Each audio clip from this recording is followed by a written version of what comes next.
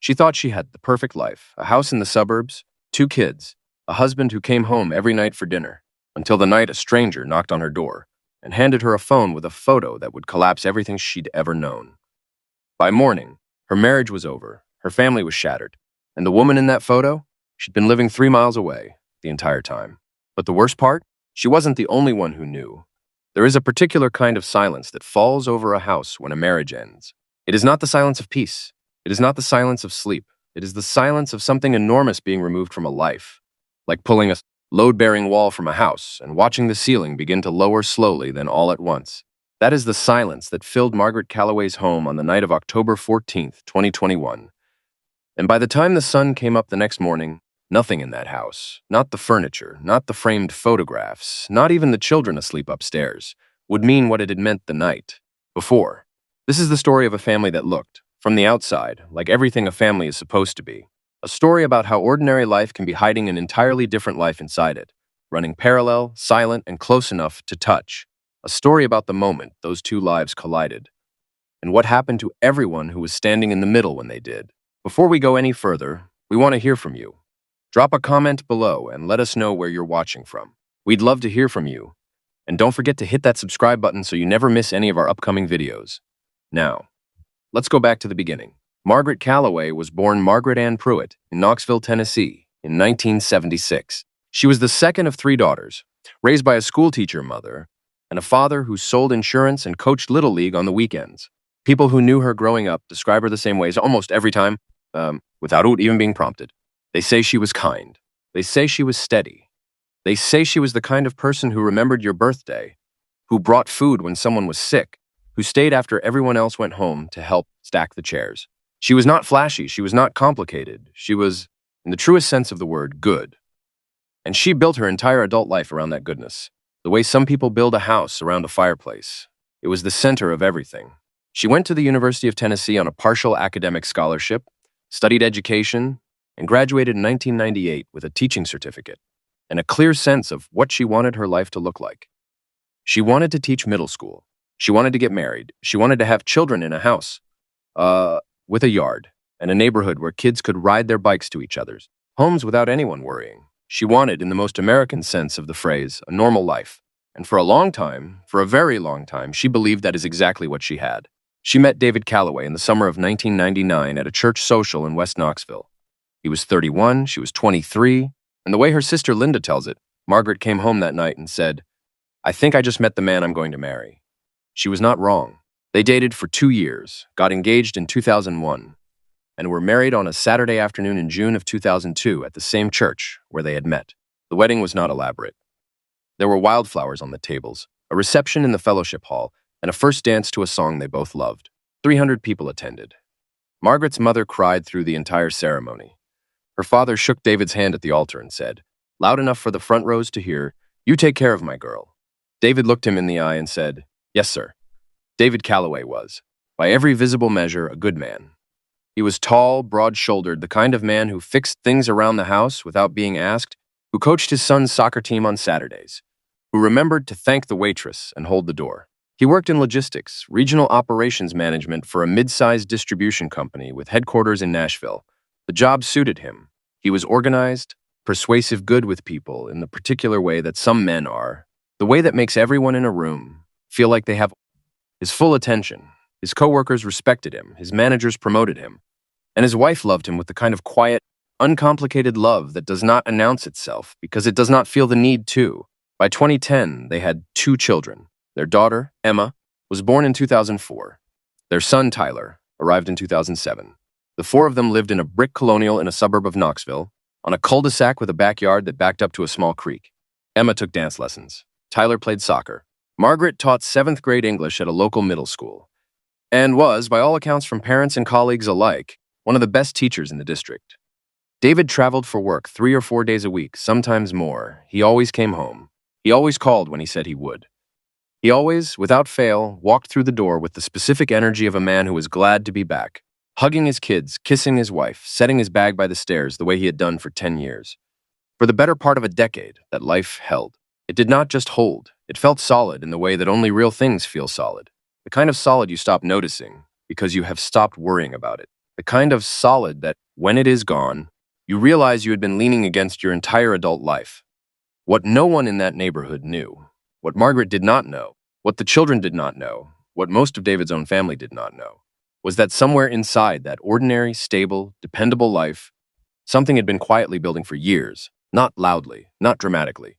The way water gets into a foundation, slowly, through the smallest cracks, invisible until the damage is already done.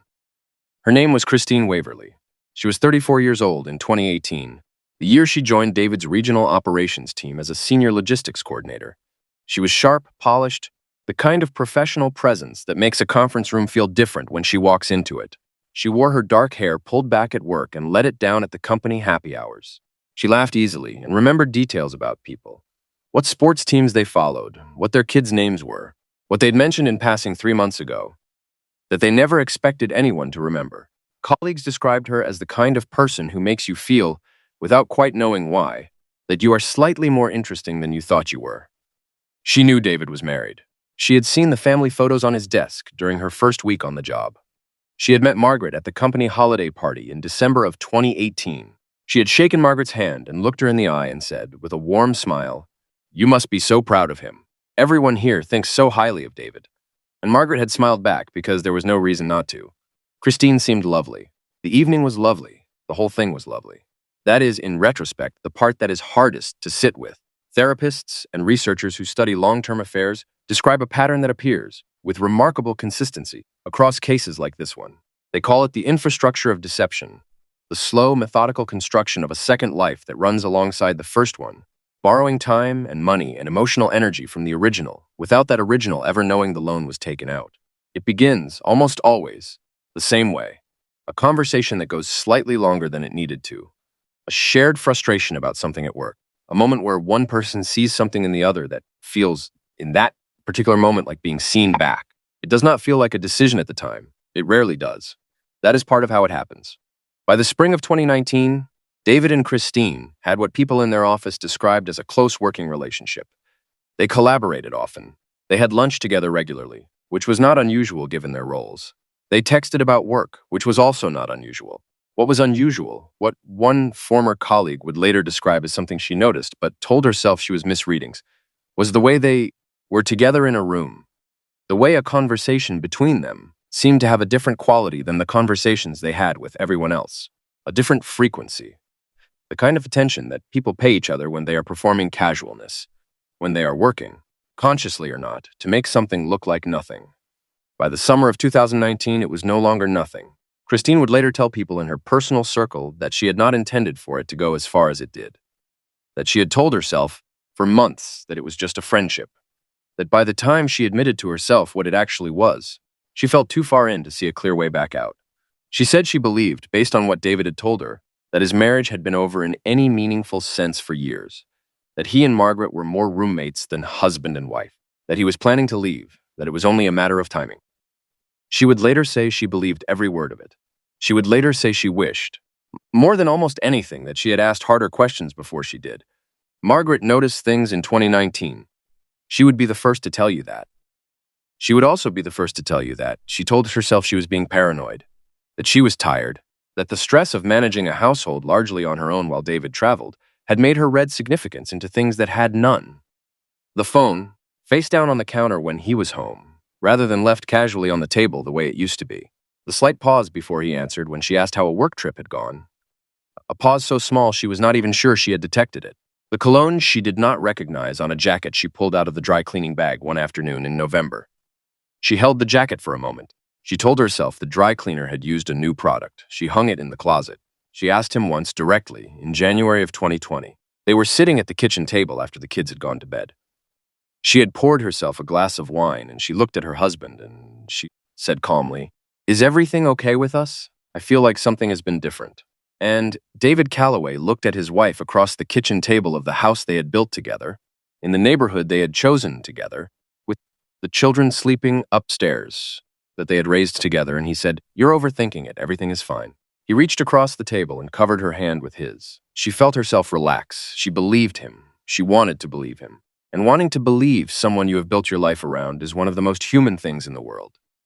It is also sometimes the most dangerous. The affair between David and Christine lasted 3 years. From early 2019 through the fall of 2021, they met regularly, most often at a hotel in Chattanooga, about 90 minutes from Knoxville. Always the same property, always booked under Christine's name, always paid in cash or on a card Margaret had no access to.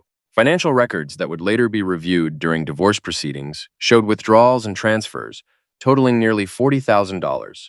Over that period, money that had quietly left the family's joint savings account in amounts small enough to avoid immediate notice. $50 here, $120 there, a series of charges to a prepaid card. The infrastructure, as the therapists call it, costs money to maintain. It cost this family $40,000 they will never get back. Christine's friends knew.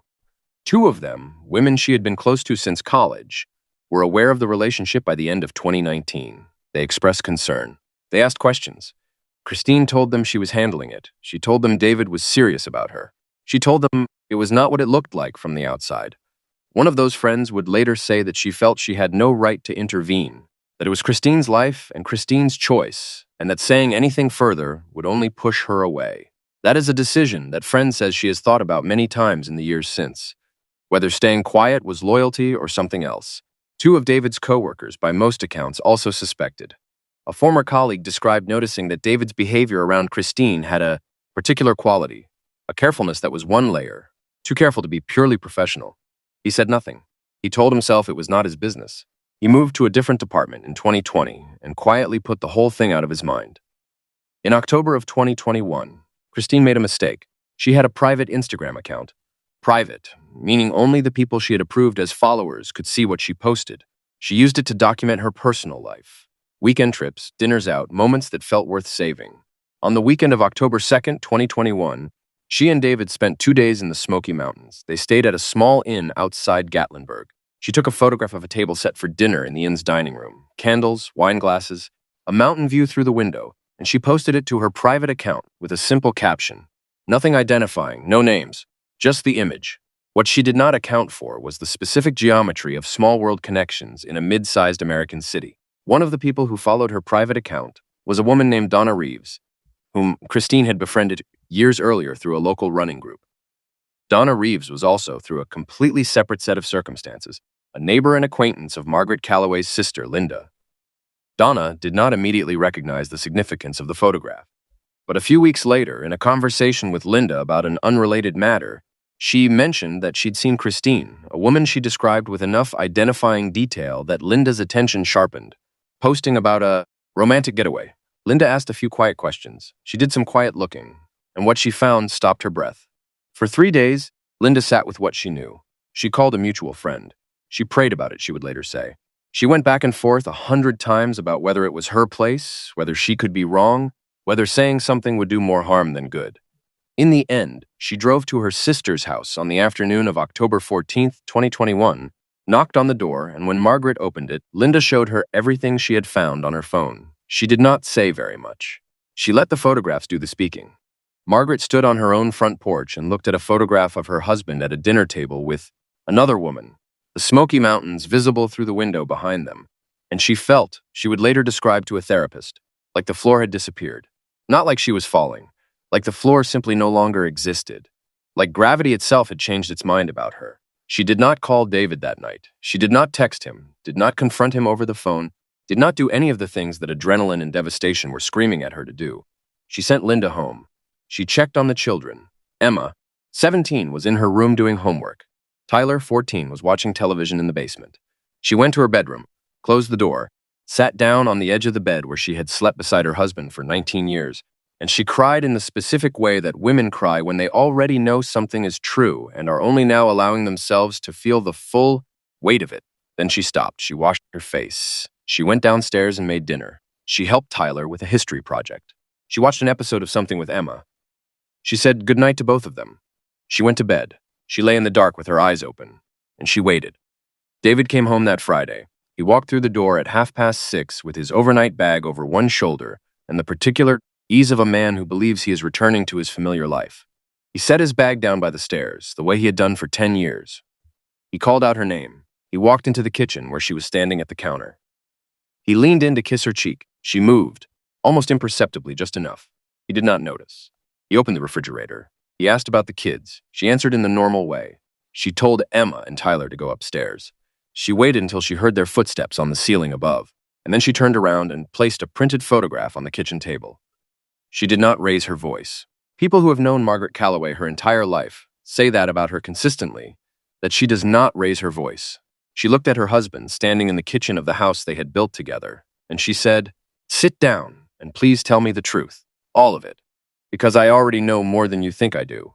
He sat down, he looked at the photograph, he looked at his wife, and then, in a moment that Margaret would later describe as the most surreal of her life, he did not deny it. He did not make excuses. He did not reach for an explanation or a counter-argument or the particular kind of righteous defensiveness that unfaithful partners sometimes deploy as a first line of protection. He simply sat down in his chair, put his hands flat on the table, and said, "Okay."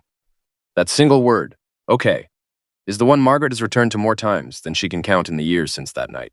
Not "I'm sorry," not "you're wrong," just "okay," like a man who had been holding something enormous for a very long time and had finally been given permission to put it down. He admitted to 3 years.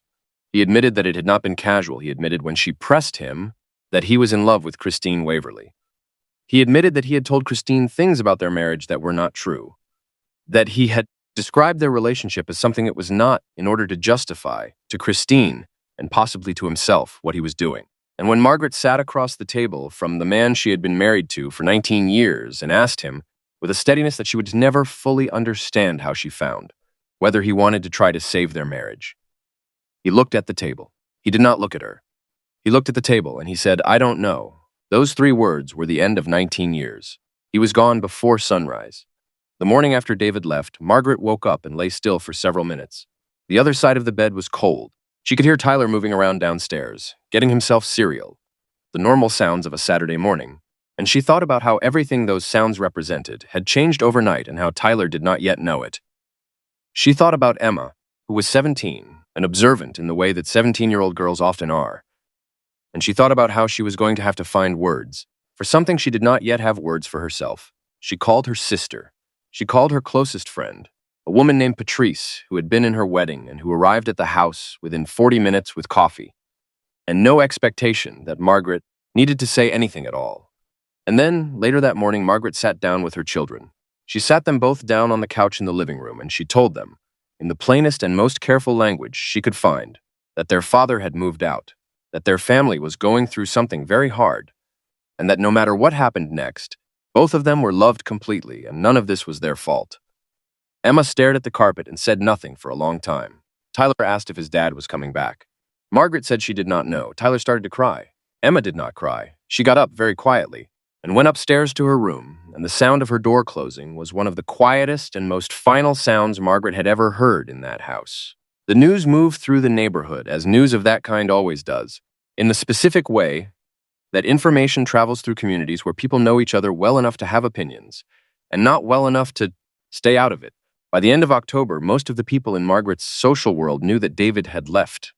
By November, most of them knew why. The responses were, as they always are in these situations, a kind of accidental x-ray of the community itself, revealing, in how people chose to respond or not respond, exactly what kind of people they were. Some rallied around Margaret immediately and without reservation. They brought food. They came over and sat with her. They did not ask for details. Patrice came over so often that her own husband started joking that she had a second family. Linda called every single day, sometimes twice. A small, loyal circle formed around Margaret that first month, with the kind of quiet sufficiency that real friendship looks like when it is doing its job. But others, and this is the part that Margaret has said, in the years since, hurt in a way she had not anticipated. Others went quiet. Not unkind, exactly, just absent in a new way. Some couples who had been part of their shared social life suddenly became difficult to reach. Some of the parents of Tyler's teammates stopped making eye contact at weekend games. There was a woman in the neighborhood, someone Margaret had considered a friend for 7 years, who sent a brief text saying she was sorry and then was never heard from again.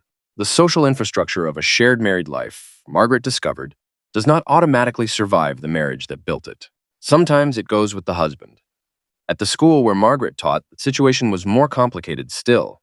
She had taught 7th grade English at that school for 11 years. She was well-regarded, well-liked, considered by parents and administrators alike to be one of the district's most dedicated teachers. But small communities have long memories and shorter boundaries, And within weeks of David's departure, something shifted.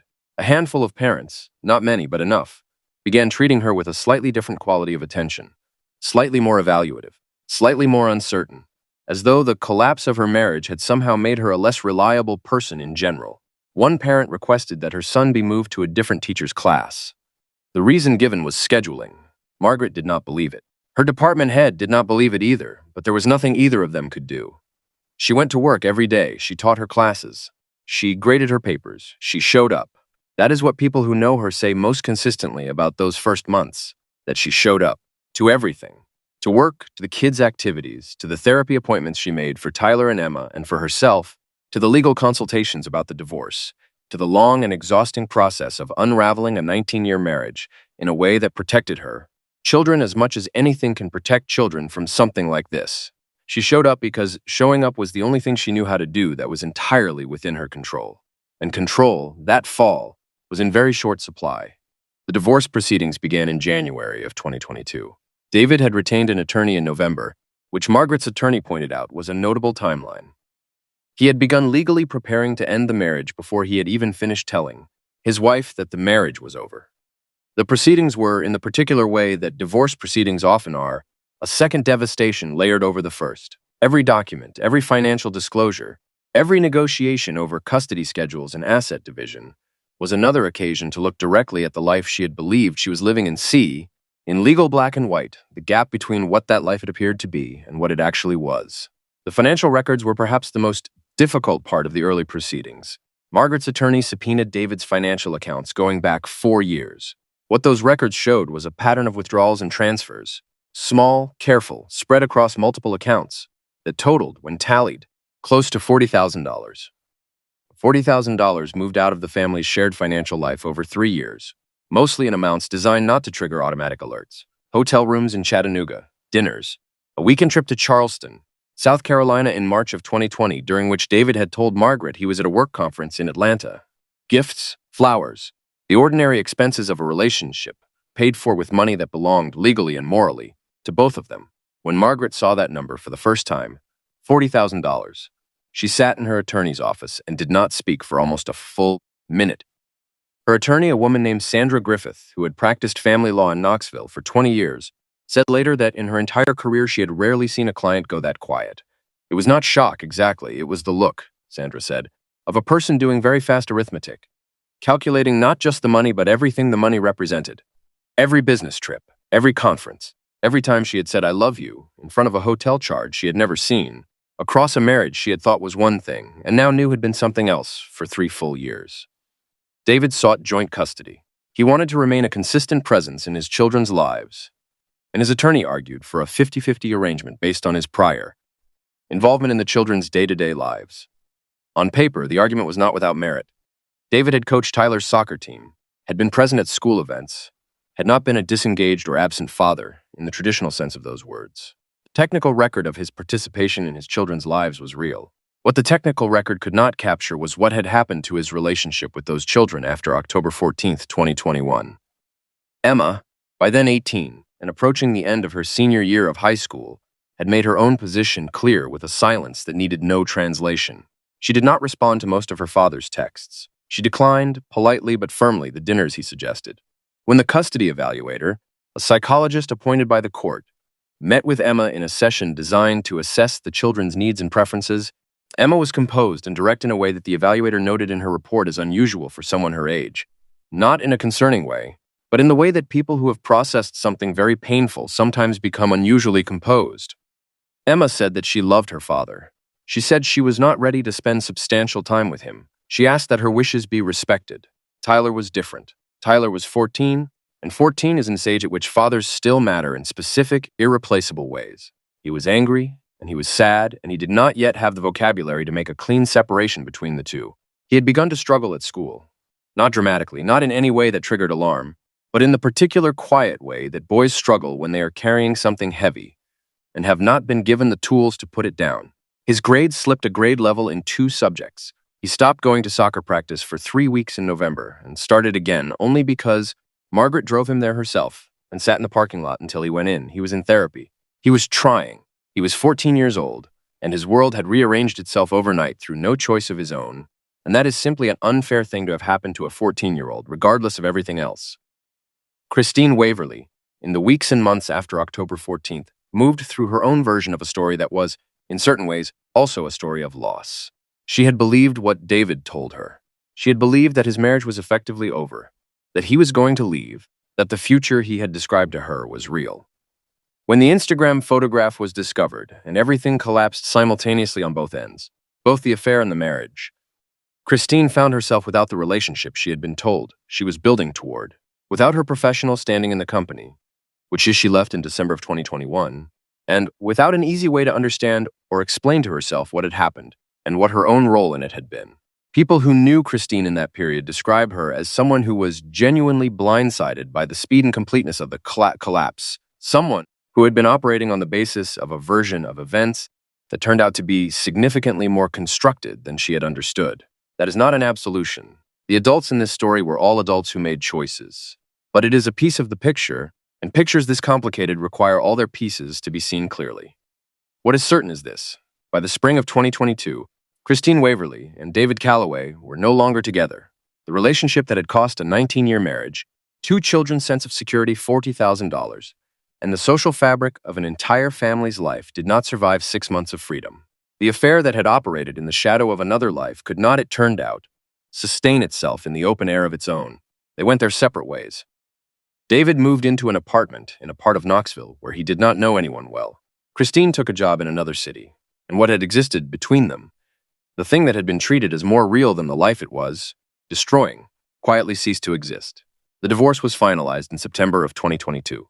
The terms were, under the circumstances, as equitable as such things can be, though equity and justice are not always the same thing, and both of those words fall short of describing what it actually costs a person to divide their life into boxes and close a chapter that was supposed to be permanent. Margaret kept the house. She kept primary custody of Tyler. Emma had turned 18 and was preparing to leave for college, a departure that carried its own grief layered on top of everything else. The $40,000 was addressed in the settlement. David's attorney negotiated. Margaret's attorney held firm on several key points. Sandra Griffith, who had seen hundreds of these proceedings in her career, said later that she was quietly in awe of Margaret's composure throughout the entire process, not because composure is always the right response, but because it was clearly the product of an enormous amount of invisible effort.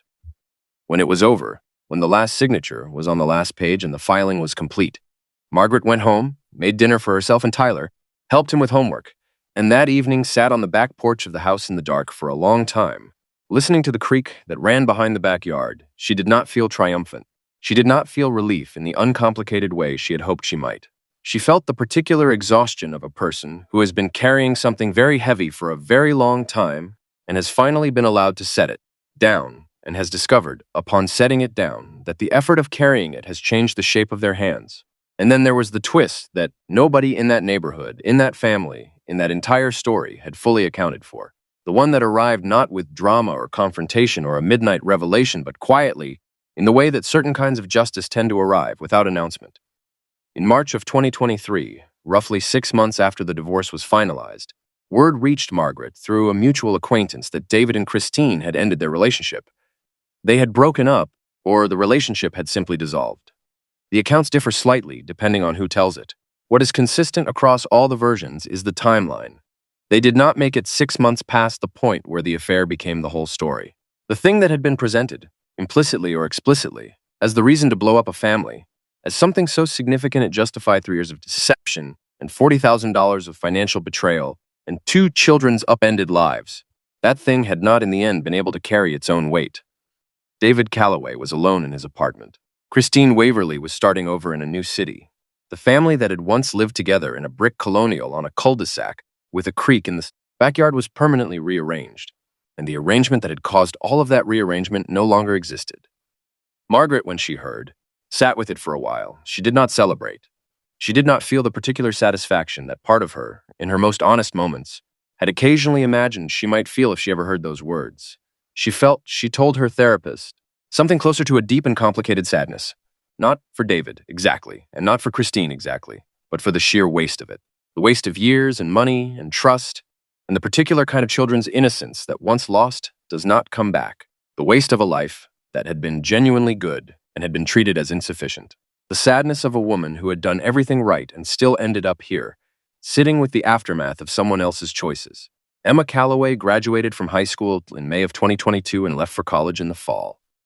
She chose a school in North Carolina, deliberately, her Aunt Linda believes, chosen for the distance it put between her and the previous 2 years of her life. She is doing well, by the accounts of people who know her. She calls her mother every few days. She has made close friends. She declared a major in communications her sophomore year. She is, by all appearances, building a life that is her own, on terms she is choosing herself. She has seen her father a handful of times since the divorce. She is not estranged from him, exactly.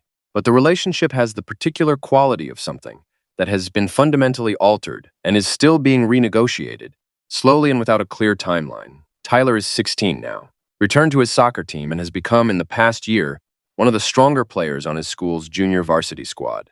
He is still in therapy, and his therapist has described his progress to Margaret in terms that have made her cry more than once. Not out of sadness, but out of the specific relief of a parent who has watched her child struggle and is beginning to see the other side of it. He has a close group of friends. He does his homework. He sometimes asks questions about his father that Margaret answers as honestly as she can, without giving him more than he is ready for. He is, she says, the most resilient person she has ever known. She may be biased. She's probably not wrong. Margaret Calloway is 49 years old. She still teaches 7th grade English. She was named Teacher of the Year by her school district in 2023, which is the kind of thing that happens to people who show up every day regardless of what else is happening in their lives. She has redecorated 2 rooms in the house. She and Patrice took a trip to Charleston in the spring, the same Charleston where David had once told her he was at a conference in Atlanta, and she walked around the city and ate good food and laughed more than she had expected to. She went back to the therapist she had been seeing since October of 2021, and then, sometime in the middle of 2023, she realized she no longer needed to. She still has the house on the cul-de-sac with the creek in the backyard. She has thought about selling it. She has not sold it. She has decided her house. It was always her house. She has been asked in various ways and by various people how she feels now about what happened, about all of it, the betrayal and the divorce and the years of being deceived by someone she trusted. Absolutely. She gives, by all accounts, a version of the same answer each time. She says that she does not spend much time anymore trying to understand what David was thinking, or what Christine was thinking, or how any of it was able to go on for as long as it did without her seeing it. She says that kind of understanding is available to her if she wants to spend her time looking for it, and she has mostly decided that she does not. What she says she spends her time on instead is simpler. She says she spends it on her kids, she spends it on her classroom. She spends it on the people who showed up in the fall of 2021 when they found out what had happened and drove over with coffee and sat beside her and did not require anything from her in return. She says those people are the real story. She may be right. There is something that therapists who specialize in betrayal trauma say about cases like this one. Something that gets lost in the noise of the drama and the revelation and the legal proceedings and the social fallout. They say that the question people most often ask, how could he do this? How did she not know? How did it go on so long? Is the wrong question. Or rather, it is the natural question, but it is not the useful one. The useful question, they say, is the quieter one. The one about what happens to a person after the story ends. After the strangers knock on the door and the photograph and the kitchen table, confrontation and the divorce proceedings and the final signature. After all of that, what is left? What is left in this story is a woman who rebuilt, not quickly and not without cost and not in any way that erases what was lost. But she rebuilt. She is not who she was before October 14th, 2021, and she would not tell you that she is. She is someone who knows, in the specific and permanent way that only experience can teach, that a life can look completely intact from the outside and be carrying something entirely different on the inside. She knows that now, she will always know it. And she has decided this is the part that matters, that knowing it is not the same as being destroyed by it. We are left, at the end of a story like this one, with a question, not the obvious one, not the who and the why and the how long, the deeper one, the one worth sitting with, when someone makes themselves a stranger to the person who trusted them most, when they build a second life in the shadow of the first and choose every single day for 3 years to maintain that shadow. What do we owe each other that they did not pay? And when a life gets rearranged overnight through no fault of our own, what does it mean to stay? Not to stay in the marriage, not to forgive in the way that asks nothing of you, but to stay in your own life. To remain stubbornly and without apology, the person you were before someone else decided you were not enough. Margaret Calloway stayed. She is still there. In the brick colonial on the cul-de-sac, with the creek in the backyard and the family photographs on the walls. Some of them, the ones that matter, and the seventh graders who come back to visit years after they've left her classroom. Because that is what students do when a teacher has genuinely changed something in them. She stayed. And in a story full of people who chose the exit, that in the end is the most remarkable thing of all. If this story moved you, we want to hear from you. Drop a comment below. Where are you watching from, and what part of this stayed with you? Your words matter more than you know. And if you know someone who needs to hear a story like this, someone who is standing at their own crossroads, right now wondering what comes next, share this video with them. Hit that subscribe button so you don't miss what's coming next. Because the next story we're bringing you is one that will leave you questioning everything you think you know about the people who live closest to us. We will see you there.